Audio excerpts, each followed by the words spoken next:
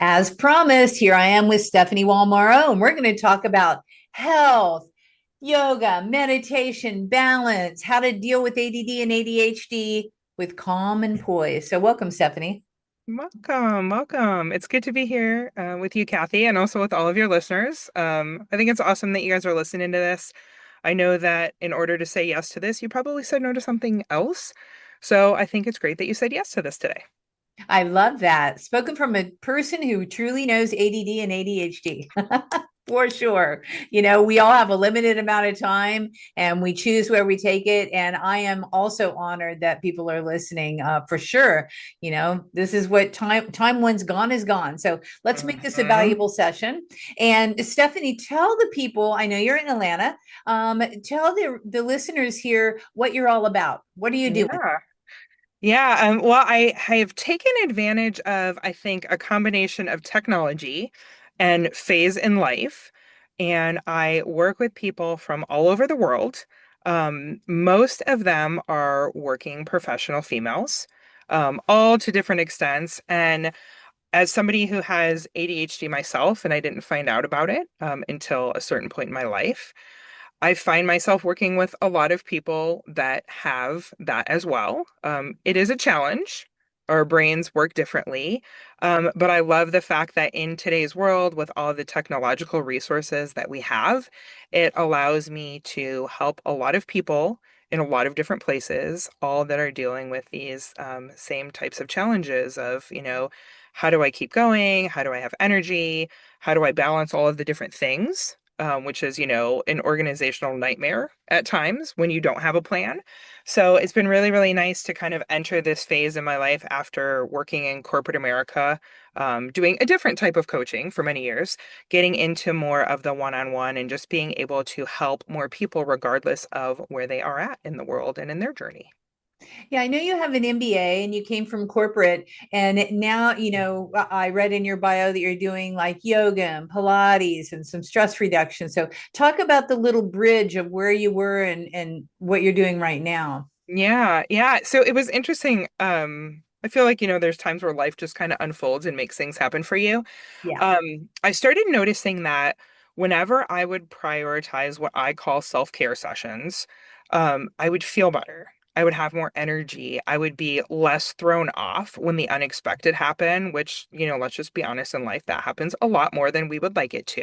Mhm. And I would notice that not only would I feel good, but I ran into this pattern where people were asking me a lot of different questions.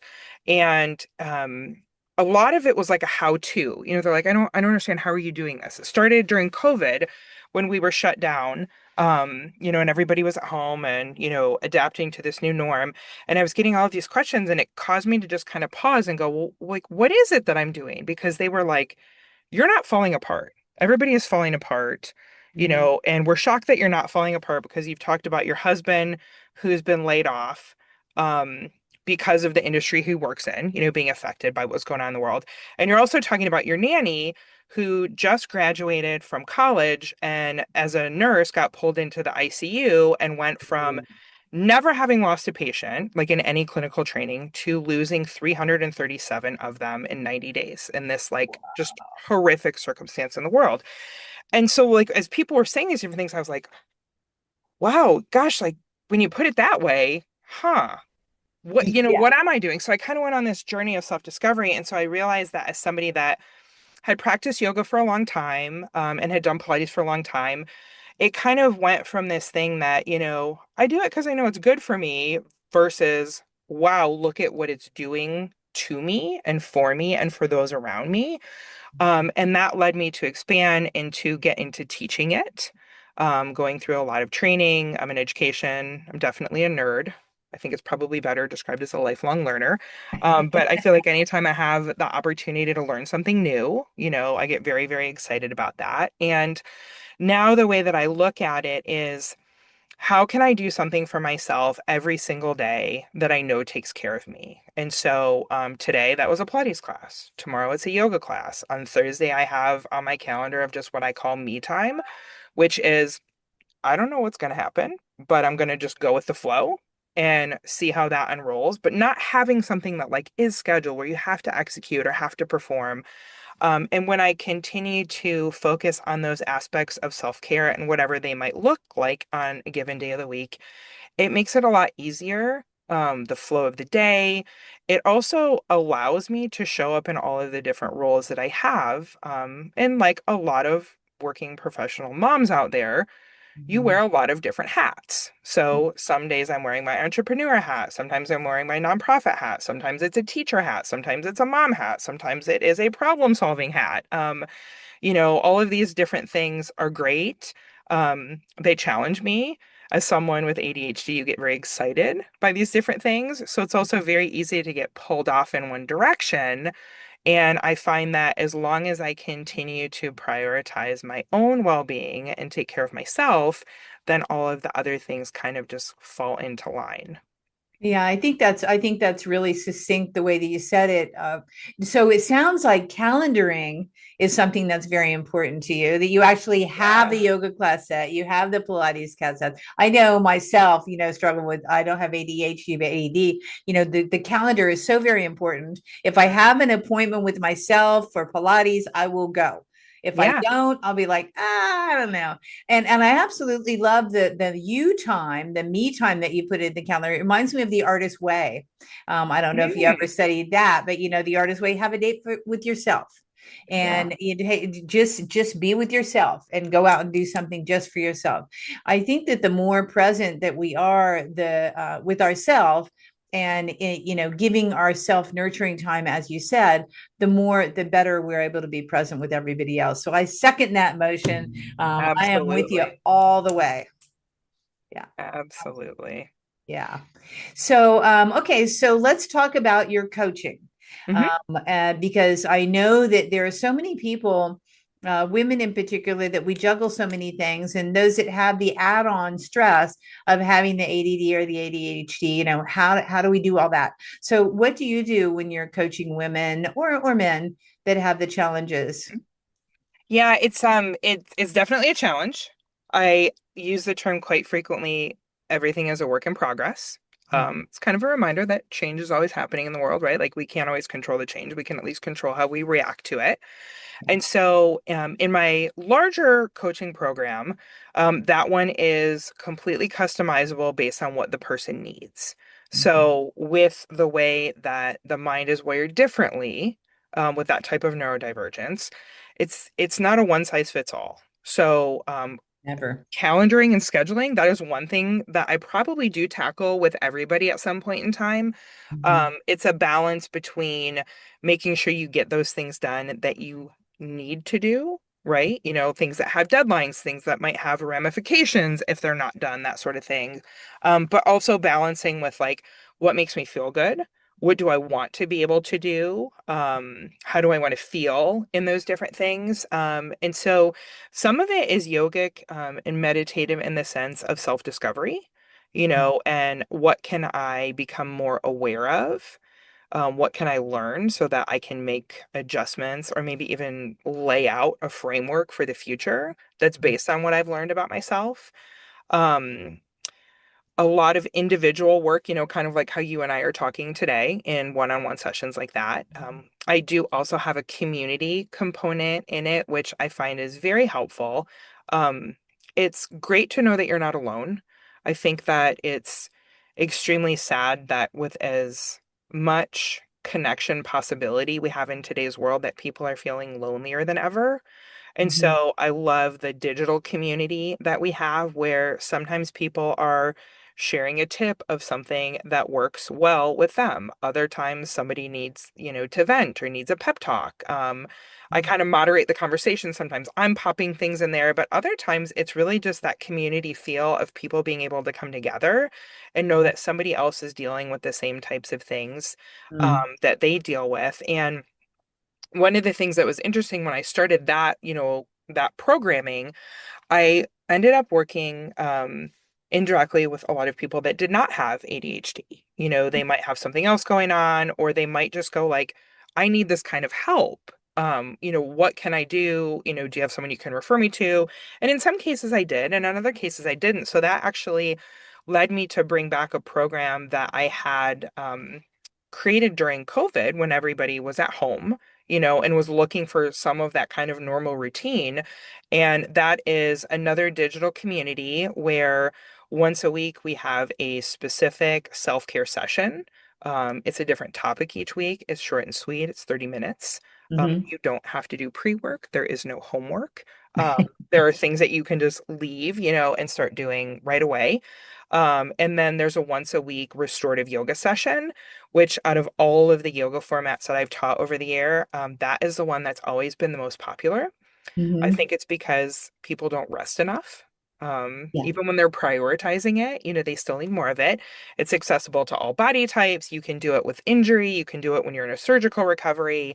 And then once a week, or once a month, rather, I do a different workshop that's self-care focused. And that one's probably my favorite part of it because there'll be something this month that is, very traditional, almost stereotypical with what somebody might think of as self-care.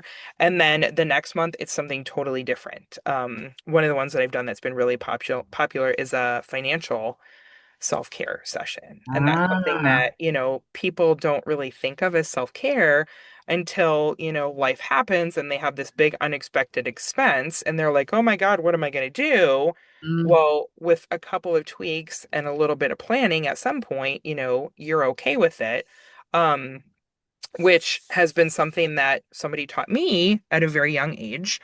It does involve a lot of discipline, but with my husband still being in an industry that's very volatile and up and down, we've never reached a point where things are so crazy stressful that it's like, oh my God, what am I going to do? And so I had enough people that had said to me like, "But I don't have ADHD. Like what else can I do? Because I love this Right. vibe. I need to take better care of myself." So I Yeah. essentially took that program that I had just during the shutdown, and put back on a shelf when everybody was excited to be back in person. I Mhm. just relaunched that this month, I and love that. so far people are very excited. And again, it's virtual, right? So anybody can Right. access it from wherever they're at. Right, right. And we all need to pause. We all need to get more Yes. balance. I mean, I think yoga, I've been doing yoga and Pilates and meditation forever, and thank goodness for it because I know Mhm. that I always have a better day Yes.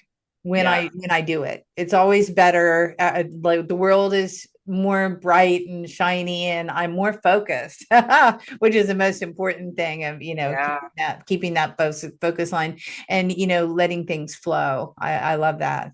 So, what is your favorite organizing tactic that you use for yourself? Because you have a lot of stuff in the fire. Like you're doing all these different Uh, programs, right? Every week you have this, and then you have that, and then you have the monthly. What's your favorite organizing hack? mhm.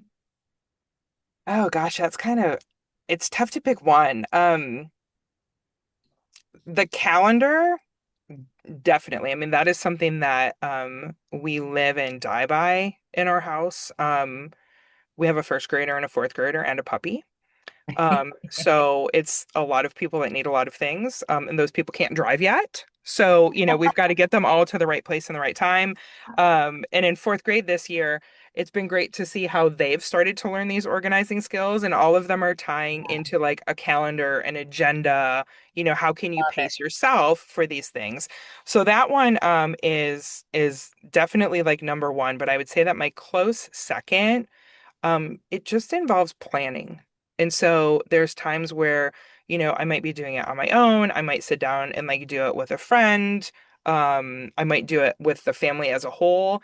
But looking at if there are these goals or these visions or these things that we want to be able to do, like how can we make sure those happen? And that could be something from like, it's beautiful in the spring. We love to go to the park. Like, how can Right. we make that happen? And, if we don't, then all of a sudden it's crazy hot here in June and we're like, oh man, we missed all the spring weather. And I say planning because I find that myself and a lot of the people that I work with, they get as much joy out of the planning and the anticipation of what the actual thing is, whether it's, something small like going to the park, or if it's something big like a bucket list vacation, you Mhm. know, that journey along the way gives them just as much, if not more, satisfaction as doing the actual thing.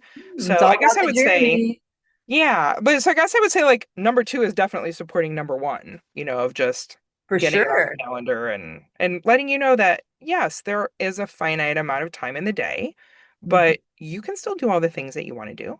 You just got Mhm. to figure it out. What calendar do you use? We use a shared Apple Calendar. We're Okay. Apple people, so Okay. you could pick up any device that any person in the house has, or All there. the group devices. We have a lot of extra iPads because we refuse to give the children iPads. They're not old enough for that kind of responsibility.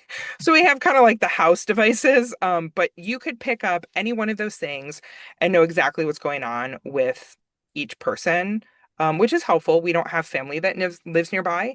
So, if we have family that's in town, they can grab it. Our babysitter can use it. It's easy for everybody to know what happens. So Right. thank you. Thank you, Yeah. iCalendar.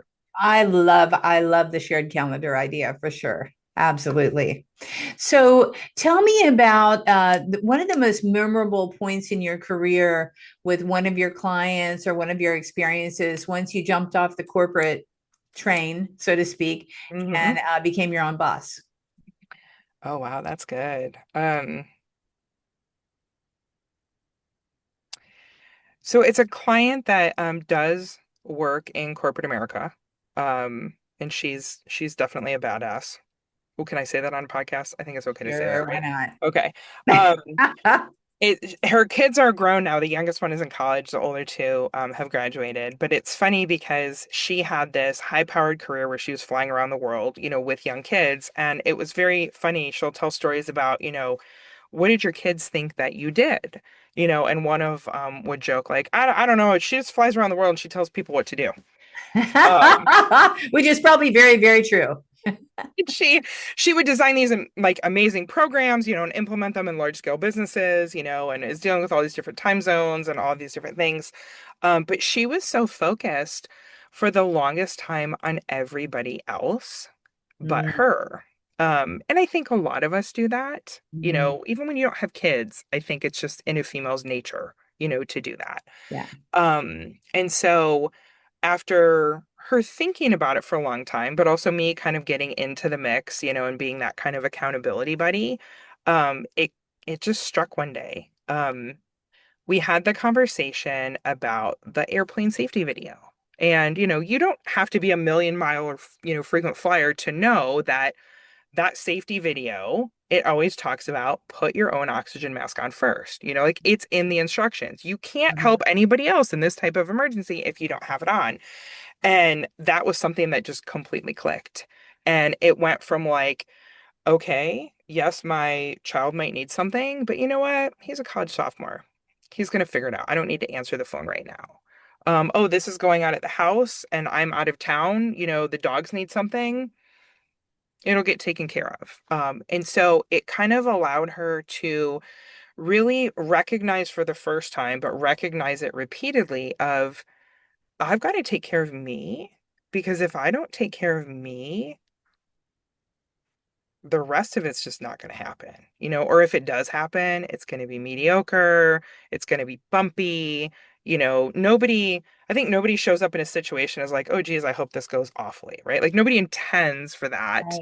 Right. But, the more that she went through this, the more she started realizing how many things were linked to one another. And she realized, like, oh, wow, this is why I don't get enough sleep. And this Mhm. is what it's like to sleep more and have quality sleep, and feel rested. Oh, this is what it's like for me to have time to be able to do this, which I felt like before I could never fit in, but in reality, it's 30 minutes. I probably had a ton of places where I could have fit it in, but I didn't prioritize it because I didn't realize how much of a difference it was. And, essentially me putting on my own oxygen mask. So you got her into meditation and taking the time for herself. It's so funny that you said that because at the very beginning of this podcast, I was thinking about the person on the plane with the oxygen tent. Like Really? yeah, that was like what I was thinking. I was like, yeah, this is what we need to do as women. We need to put on the oxygen first, and then here you are with the story. So that's the Mhm. universe again. But that's the whole thing. We need reminded that we need to have self care because the more we take care of ourselves, the better we take care of other people. For sure, Yeah. for sure. Yeah, Yeah. absolutely. I love that. So tell me, when you have a new client or you reach a milestone, how do you celebrate your successes? Oh, I'd love to celebrate. This celebration thing came up. I think I was in high school. I was in a journalism class, and we were going through, sensational headlines, and you might turn on the evening news, and in a 30-minute broadcast, 29 minutes of it are just awful, weighing, crisis things, bad things. Like, why doesn't anybody ever talk about good news? And I started realizing, like, whoa, as a society, we don't celebrate. Like, oh, okay, there's the parade for the football team that won the Super Bowl, right? But like, where are these regular moments where you could find great things to celebrate? And so, um, I guess I would sum it up in general when we celebrate in our household, and with our friends and with our family, those people that are part of our regular day to day. We celebrate a lot in an experiential manner. Um, I remember reading way back in the day that, people have such better memories from an experience than they do from an actual thing. And so it might be dependent on what we can squeeze in. The other day we went to brunch with friends, and we went to one of our favorite restaurants that we don't have enough time to go to. When life was simpler, we used to go there pretty religiously, like at least once a week. And it was just this amazing, fun experience to celebrate our anniversary and our son's birthday, which are on the same day. Oh, that's And pretty interesting. yeah, apparently that's a thing in our family because that happened to my husband was born on my in-laws' anniversary. Really? So we thought like, okay, this is something that we know we've had great positive memories for, great way to celebrate. If somebody gets a grade on test, we might go get ice cream. If there's a big milestone, something coming up, we might make a vacation out of it because we love to travel, and just experience those different things. So, I would encourage anybody out there that's wondering, like, well, how can I celebrate? Like, there's a lot of little tucked in ways that you might not realize. Like, you might pop up your favorite song and just dance for 3 minutes to it. Like, that is a celebration. But Mm-hmm. give yourself those wins, celebrate them, don't discount them in any way because that celebration makes you feel so much better. And to me, it's just one more way of moving through self-care in your day. Yeah, one more way of pausing and acknowledging and saying, "Yeah, good job," for Yeah. sure. So, Stephanie, tell me this: if you could turn back the clock and give your 18-year-old girl some advice, what would you tell her? What's your word of wisdom? I would say probably shift gears sooner. Um, I feel like with timing, the vast majority of things in life, there's never going to be this is the best time to do fill in the blank. Mhm. And so, in my adult life, I've had, I mean, I guess technically this is like career number four. Um, all of them have been an outset, like of something else. Uh-huh. So I think that those opportunities were there, but I think that I was hesitant for too long because I now start to think like, what would I be up to now if I had not have resisted that? If I would have taken the opportunity sooner, because there has been a lot more opportunities to shift gear in my life, than when I've actually decided to take that shift. So, don't be afraid to do it because it might be the best thing that ever happened to you and you might not wonder anymore. You'll know. Yeah, that's really good advice for sure. Absolutely. So, is there anything that we should have talked about that I haven't asked you yet? Anything on your mind? Um, I guess I would just say that, if you have been looking at what can I do to take better care of myself? What could I get organized? What could I make easier? What system could I put into place? Don't beat yourself up if it's something that hasn't happened yet. Just go ahead and set aside some time to make it happen because I think it's very easy for us to get down on ourselves. Mhm. And I think that there's no reason to go that route, right? Like the fact that you're recognizing it now is, 90% of it. Thanks. You've just got to take that last little boost. It doesn't matter where you are. Like there's always the opportunity to keep going, to keep evolving. And when you really start to become more aware of it, there are a lot of things that you can do to make things easier and to make yourself feel better on a consistent basis. I'm with you on that. Now, you might have something that you want to offer the audience. I don't know if you have I anything. do. So what we'll do is we'll put this as a link in the notes so that you can click on it and download it. Mhm.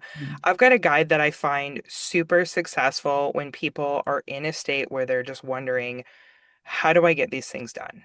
And sometimes that state has come from, today on this Tuesday, I've got to make sure I do these, few things. Sometimes it's, whoa, I got a lot going on this week, or maybe they're looking at like a broader, how am I going to make this happen in this season of my life? It can apply either way. It's great. It's a very easy, very short three-step guide. The idea is how can I find clarity? How can I find focus with these things that are going on? And I love it. When I get feedback from people on it, a lot of them will say, I've been doing number two and number three for years. I never thought to do number one. And so now it's helping me do what I need to do in a way that is easy for me. So take a look at that guide. If it resonates with you, share it with somebody else. They might need to see it too. I do also have a spot in there if anybody wants to set up a chance to speak one-on-one. Go ahead. I do offer complimentary calls for people that are interested. I love helping people. That's just what brings me the most joy and the most satisfaction. So the fact that I have the opportunity to be able to do that on a continuous basis, I'm very grateful for. So check it out. Very easy, very simple. And if it lands with you, maybe we'll talk. And if not, just thank you for being here. Thank you for taking this time for yourself, because whether you thought about that or not, this is a form of self-care. Yes, it is indeed. It is indeed. And that's why I created the podcast. Absolutely. So I really appreciate you. I appreciate you being on, Stephanie. And I wish you much success and have fun celebrating Thank more you. experiences, as I will as well. And guys, if you like this, please give us a thumbs up. Please give us a comment, share it with your friends, help me spread the love for the podcast. I'd very much appreciate it. Share, share, share, and we will share back at you, and we will send you the download link. Will be in the show notes. Go ahead and download that and get in touch with Stephanie, because if you're struggling at all, things are so easy. That's why I love your little three-step thing. Mhm. Just do three small things. It's what I do all the time with my clients. Step one, step two, step three. Let's keep it simple. Mhm. The whole point is moving forward. So until next week, you guys, we will see you. And thank you, Stephanie. I appreciate you. Thank you.